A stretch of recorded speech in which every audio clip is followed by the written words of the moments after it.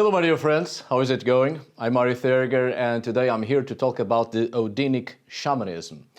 In the context of Odinic figures, or in other words, anthropomorphic figurations related to the cult of Odin, which shows us possible traces to a shamanic approach under this very warrior cult of the elite. This is a subject spoken in this channel before and I'm certain I will probably get back to it again in the future.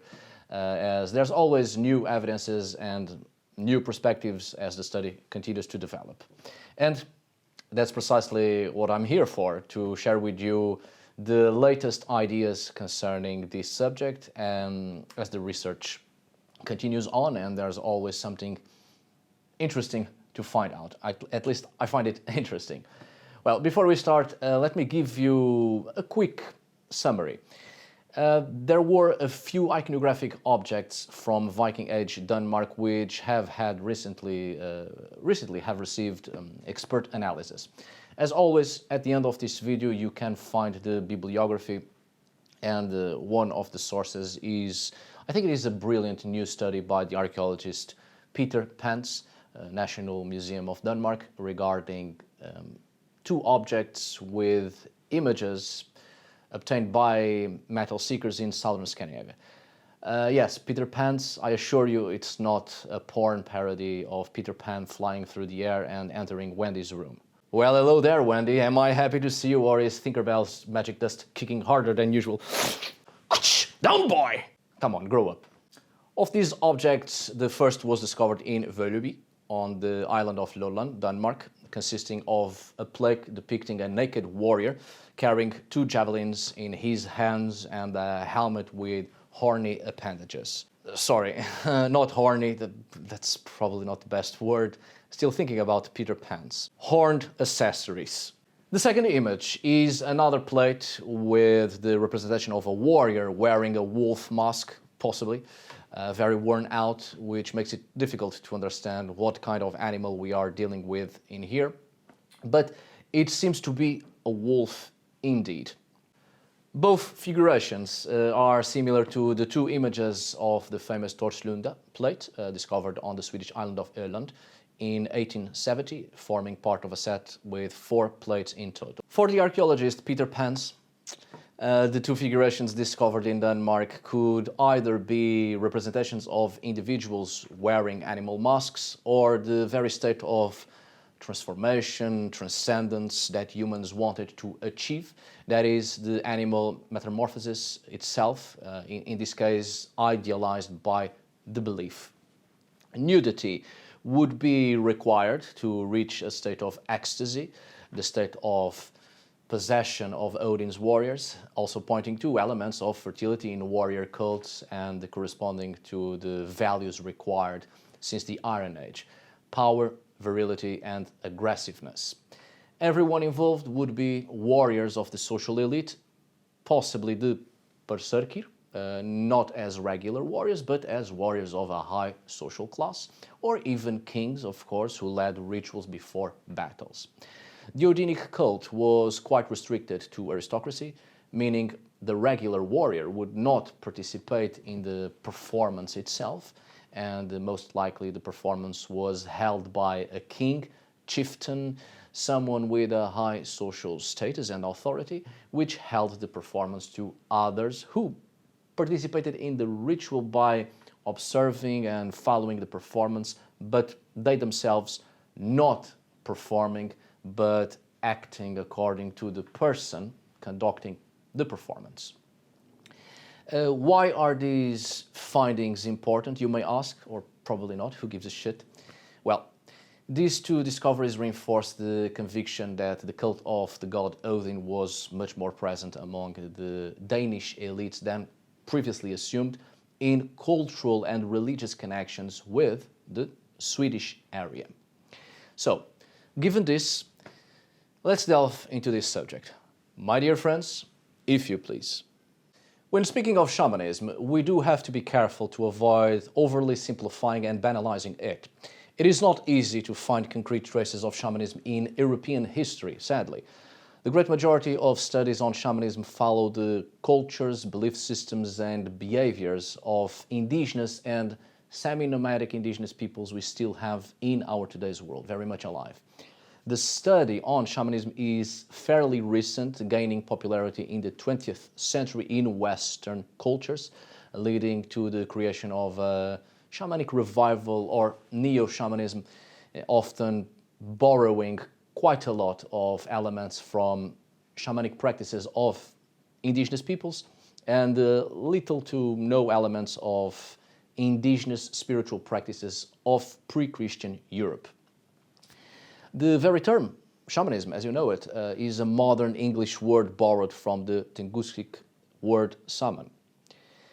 For the sake of a better understanding, let's use the term shamanism as a religious and spiritual practice within an animistic system of beliefs. Now, despite shamanism being a practice we can find traces of since the Paleolithic, at the very least, it is hard to find evidences of it in the western half of Eurasia.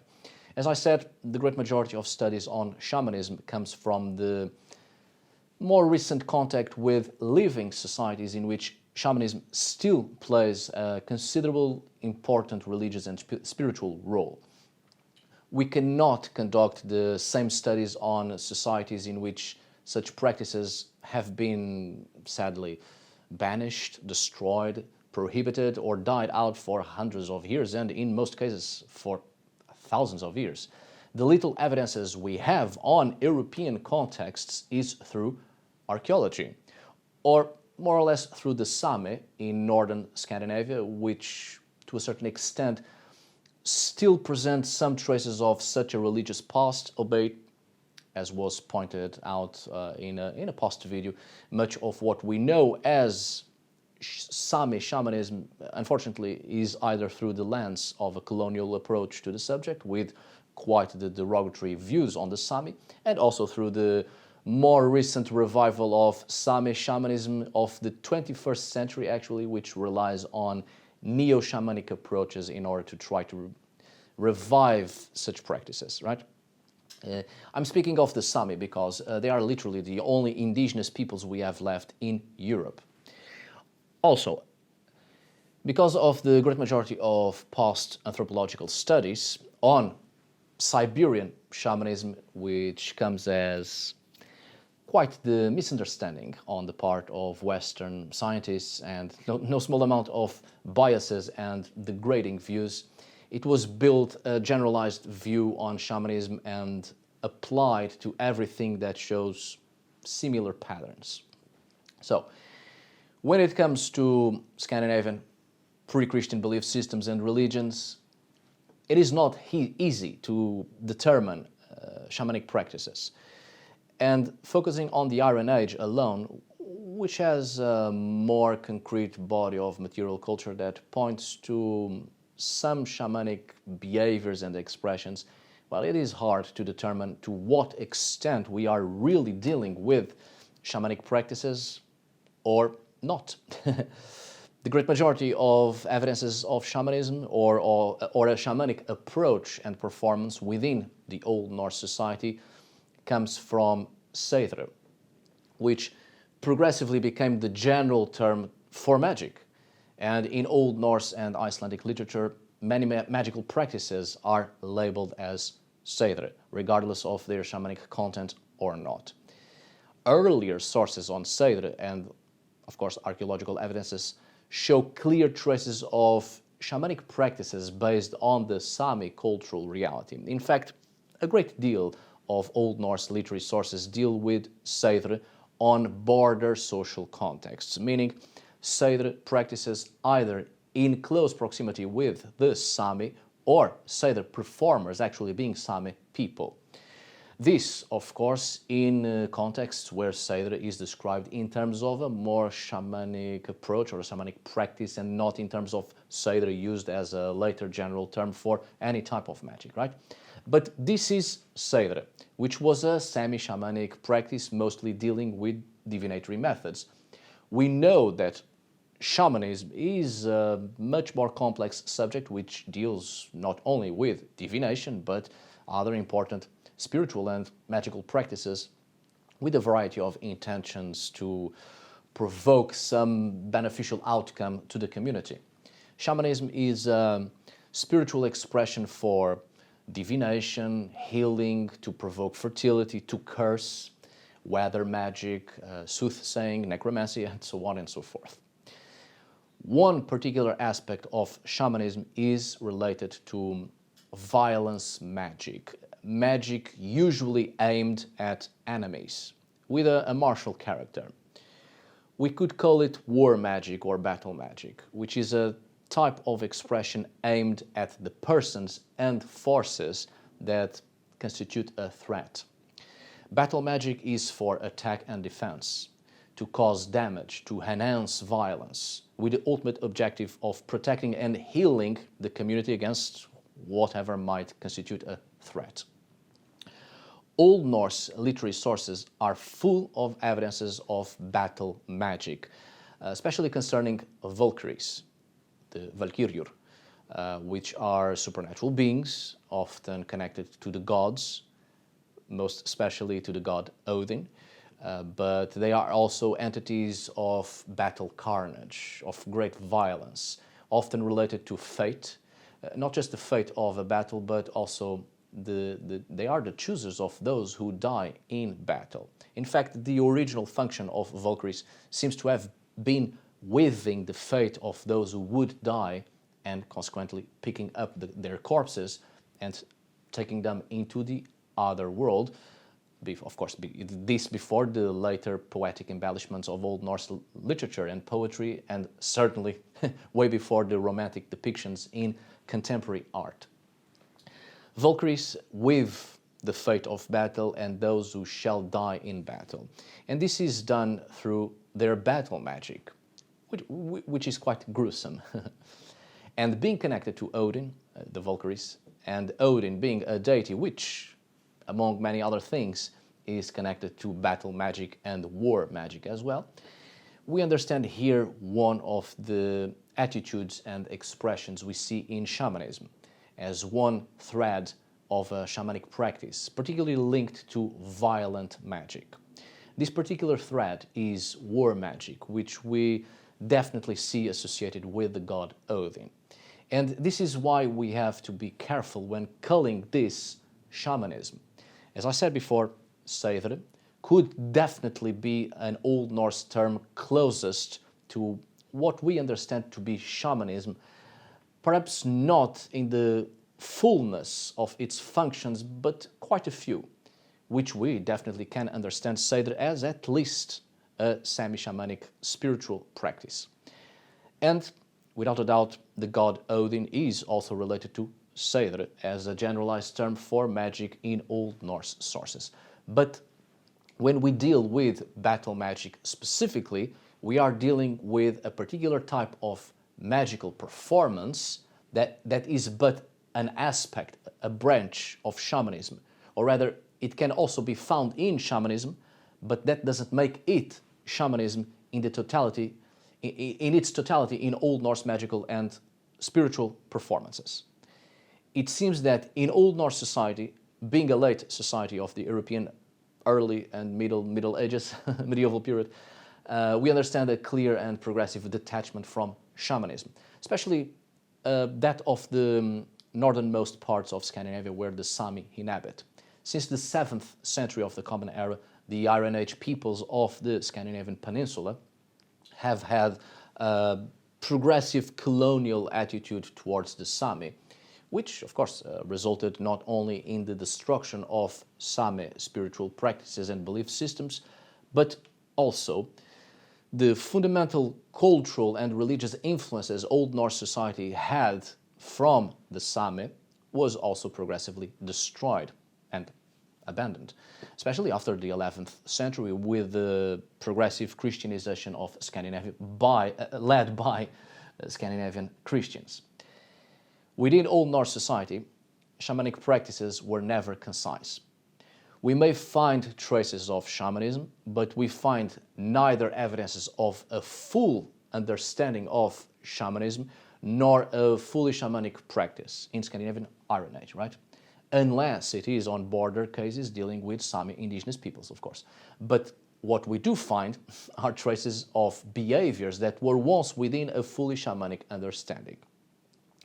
Threads that got separated with the progressive detachment of Old Norse society from such religious and spiritual practices.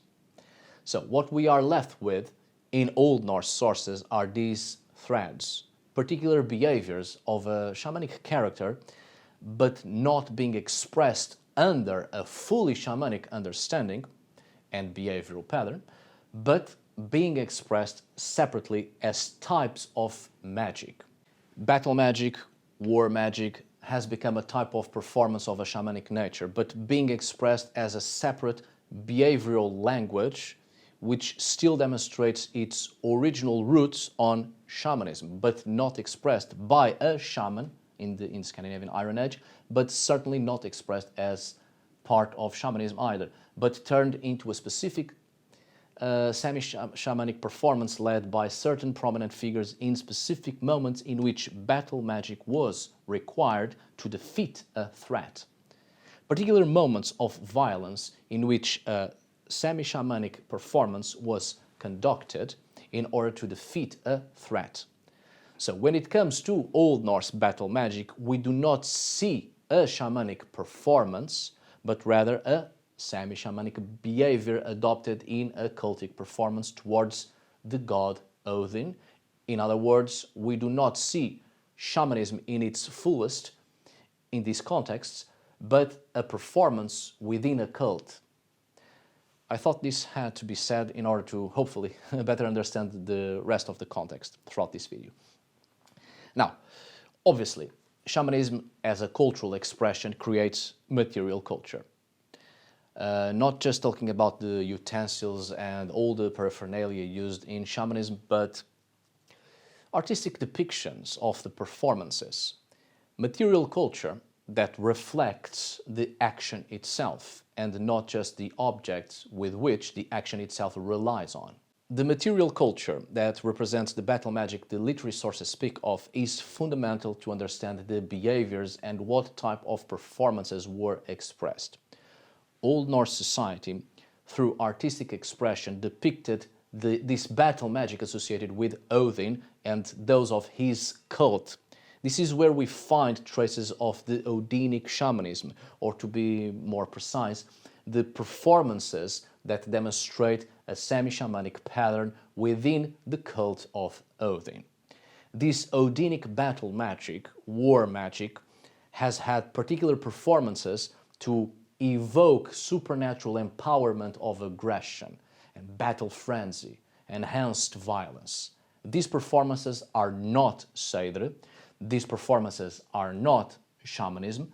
These performances are traces of a shamanic understanding, but specifically conducted within a very restricted cult towards the ritualization of violence.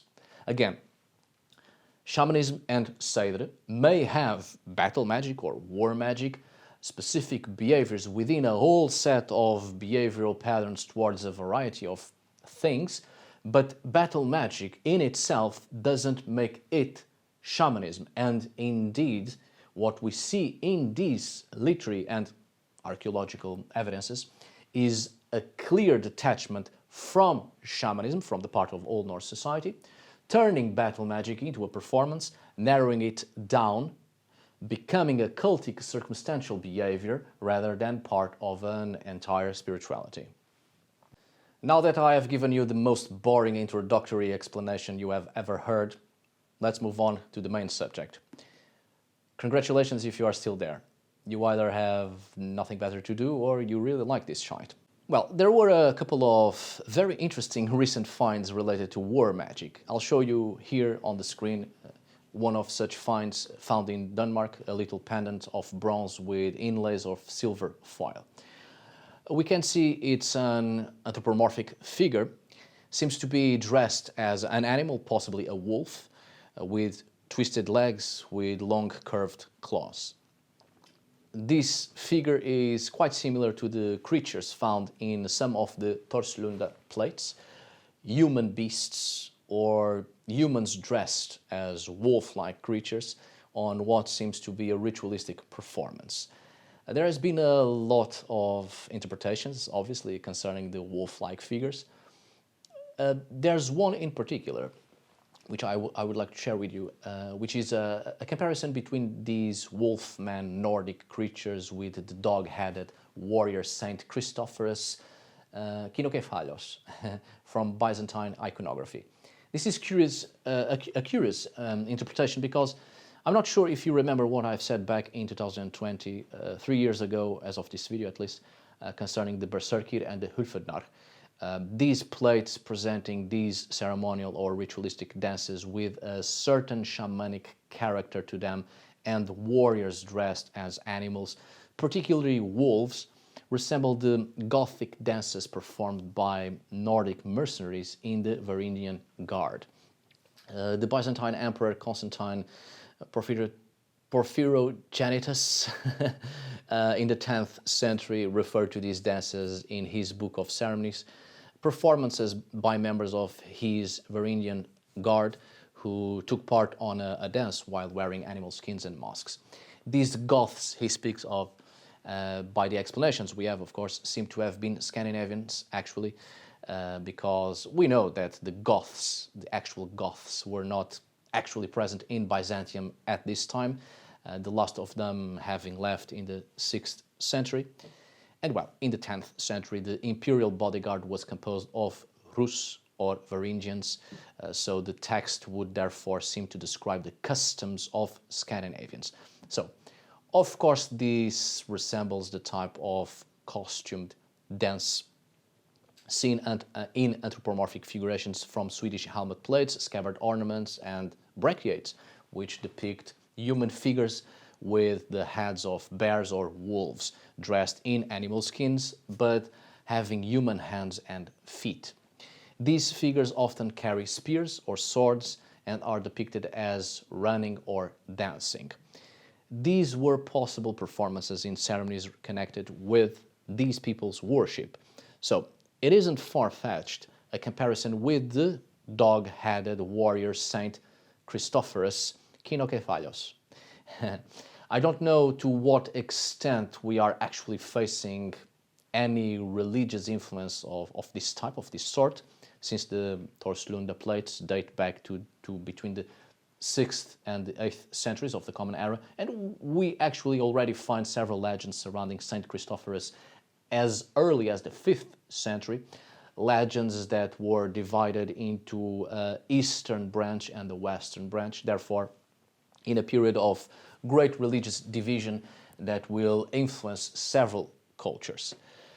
But of course, most researchers perceive the figures as expressions of shamanism under the parameters of ritual dancers in a performance that expresses shape-shifting abilities to become the animal spirit as an act of war magic to incorporate the power of the animal to enhance one's skills in battle. So ultimately, they are interpreted as figures of those of the Berserkir or the Ulfednar. But it's also possible that in the case of the motif of a man between two bears or wolf-like creatures is rooted actually in Roman tradition and has nothing to do with shamanism, which is also quite plausible. As earlier than this period, we have brachiates, which are literally a Roman influence of the Iron Age upon Germanic peoples. So the later plates, these motifs, would follow the same influences. Which leaves, of course, even more doubts concerning the case of animal skin warriors. Well, be that as it may, whether representations of humans wearing masks and costumes in shape-shifting shamanic rituals or nothing of the sort and are other completely different religious and iconographic influences, well, one thing is certain: the hybrid creatures are all armed and they have human arms and legs. Well, that much seems clear, I think. The Torslunda wolf is featured next to a near-naked human male with what seems to be a sort of horned headgear, but as here said before on other videos, may not actually be horns, but representations of birds wheeling above the head of this figure.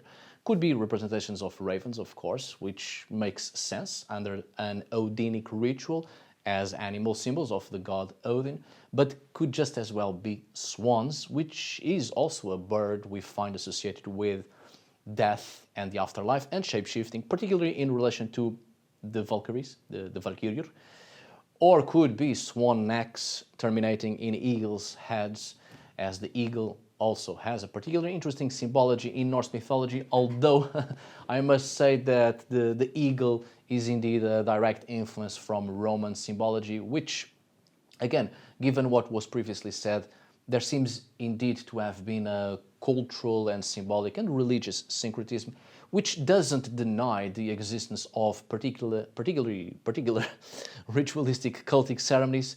It actually enhances the religious meanings, I think.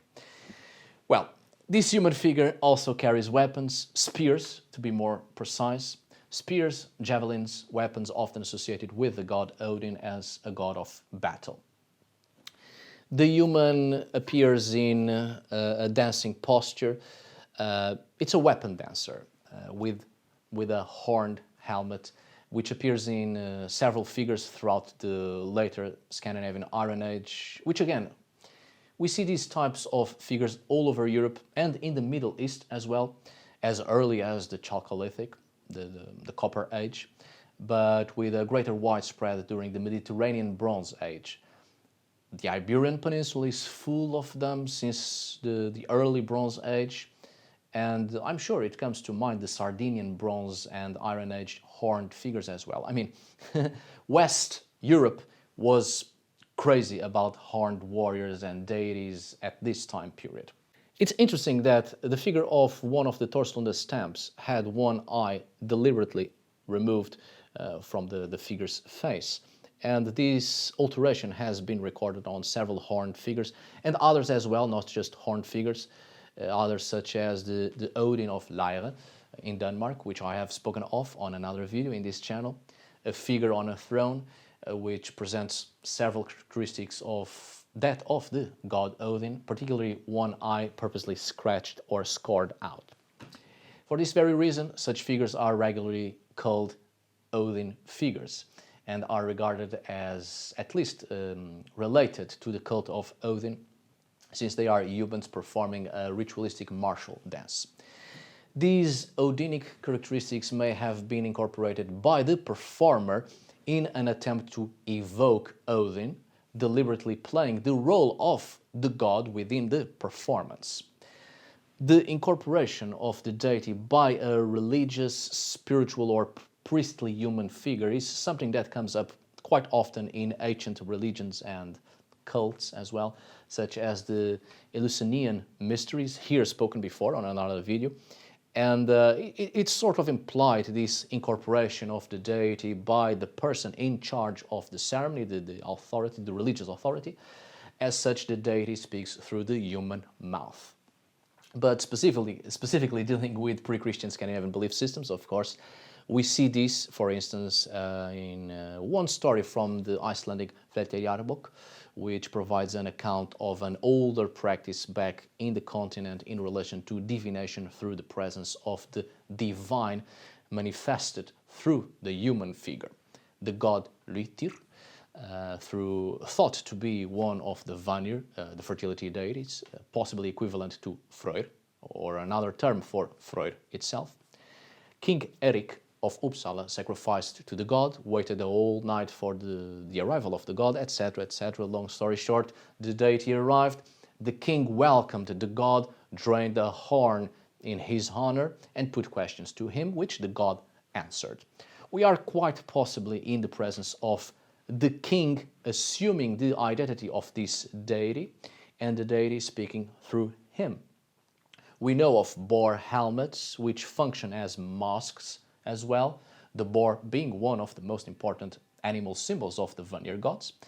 And the king bore himself this mask through which the divine spoke. Well, this is just an example, right?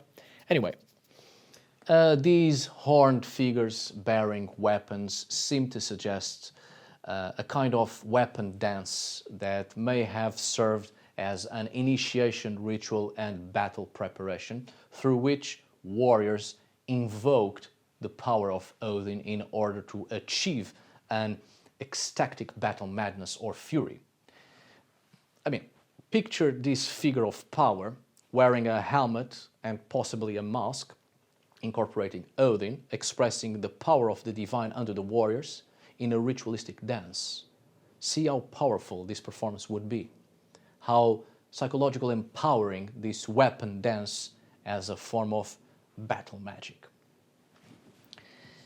But well, as I've probably shown you here on the screen somewhere, and I'll show it again, there's an interesting finding or an interesting example that can be compared to these other horned weapon dancers from the Torslunda plates found in Valkyries on the Danish island of Lolland. The Valkyries dancer is also nearly naked, but some lines below the figure's chin display a clear V-cut, which might indicate that the dancer wears a kaftan-like robe, similar to the Sutton Hoo dancers. The lines, however, could also be obviously interpreted, intended to represent bandoliers of a sword, similar to the Torslunda plate. This warrior figure wielding two spears, one angled upward and another possibly angled downward, similar to the other cases. These figurations would be worn in helmets, so quite possibly constructing the story of the ritual act on the very helmet that was used for the ritual act itself.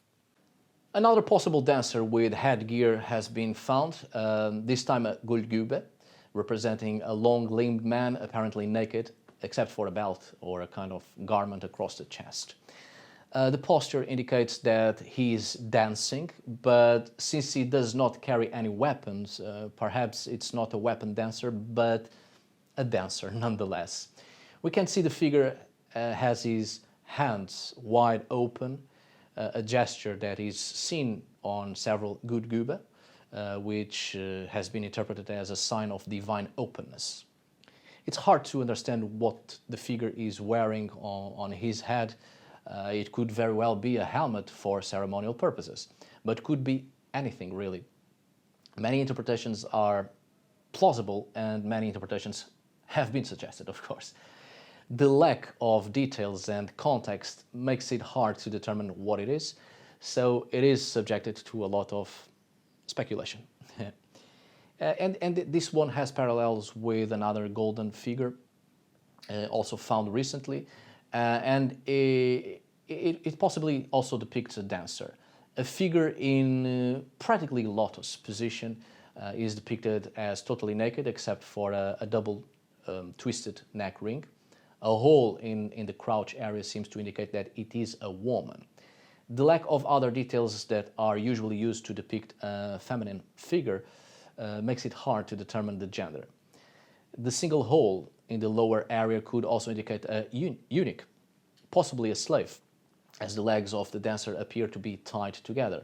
Or perhaps the bulges on the heels should be seen or could be seen as dance rattles or ankle bells, making this figure part of a ceremonial display related to magic, as a performer whose service is to possibly accompany other such people in a ceremony to call upon the divine, while another figure would conduct the main ritual, making this particular figure an assistant. But again, speculation.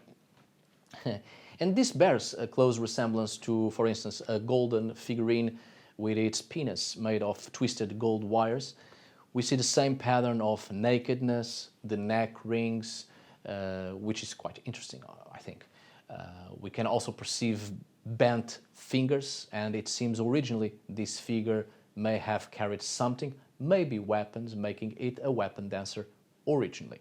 So, what I mean to say is that we seem to have these same patterns of a ritual dance where nudity played a fundamental role, as if perhaps stripping one's clothes, become exposed like an animal, leaving one's identity as a human to fully engage in the ceremony to become the other, to incorporate whichever power was being invoked. By the use of weapons, we could assume it was a ritual dance to incorporate battle power. The other hybrid figures, sometimes accompanying the person or the persons that seem to be in charge of the ritual, may be specifically the theatrical arrangement as a reenactment of some myth or of the animal figures associated to the divine power being invoked as representatives of that power that is to be summoned and incorporated in those who participate and observe the ritual. I think it is safe to say we are in the presence of an enacting performance to pass on to the audience this primordial sense of battle magic, similar to that of the shaman when it assumes a specific costume, becoming the other, even dressing as a person of the opposite gender, assuming all genders, different identities, in order to push the forces for which the ceremony is aimed at.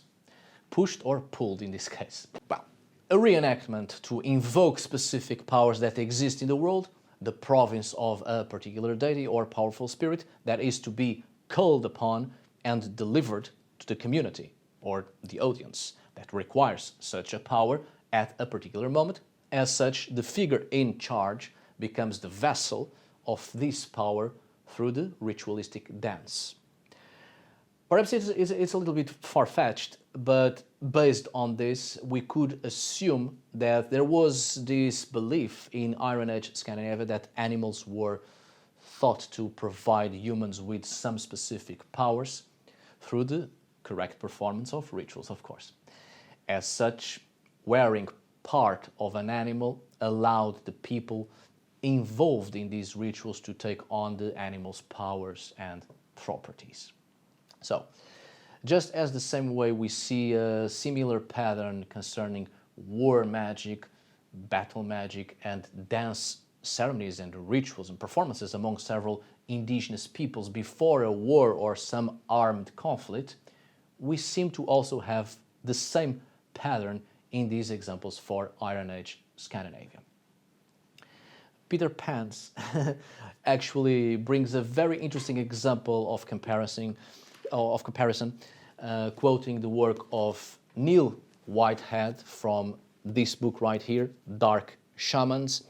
It is concerning war magic and aggressive shamanism among Amerindian groups throughout the Guyana highlands, which in such performances and ceremonies related to war magic included dance and a performance, with the dances referring to conflicts among clans and alluding to particular disputes, so reenacting real events, conflicts and disputes. The chief of the clan was both the war leader and an adept shaman, and its shamanic skills being part of its overall political authority as a leader.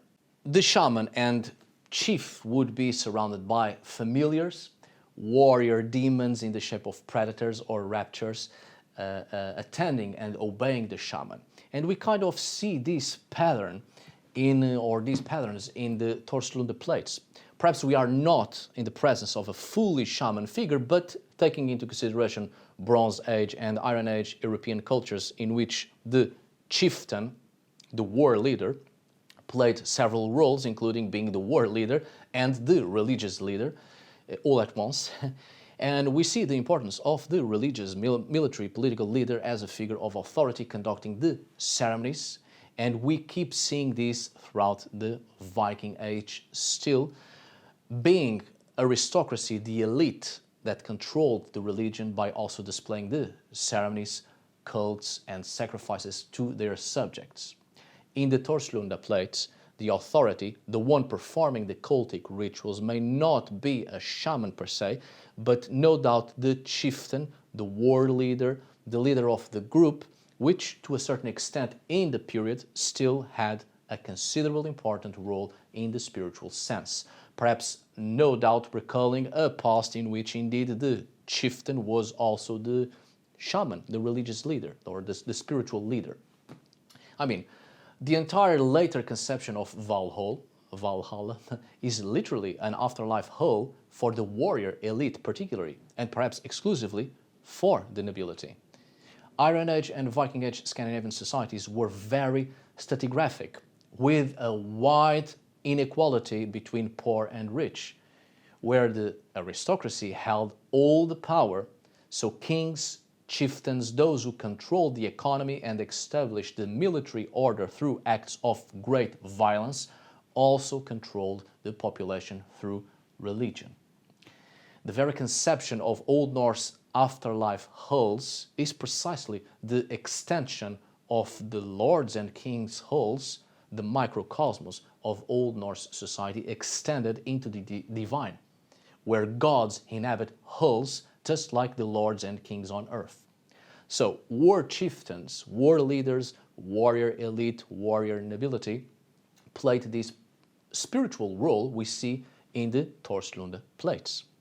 No longer as shamans at this point, but still this sense of the religious and political leader performing the ceremonies in a context of war magic and shamanism of aggression. Here wearing a horned headgear and dancing with his familiars, the wolf-clad demon. The dancers as being members of the social elite performing these ceremonies to their warriors. Alright, my dear friends, I do hope you have enjoyed this video. This is definitely a subject I shall return to in the future, if I live that long. I hope this video was useful. Thank you so much for watching. See you on the next video. And as always, tack för idag. Thanks for today. Obrigado por hoje. Until we meet again, my dear friends.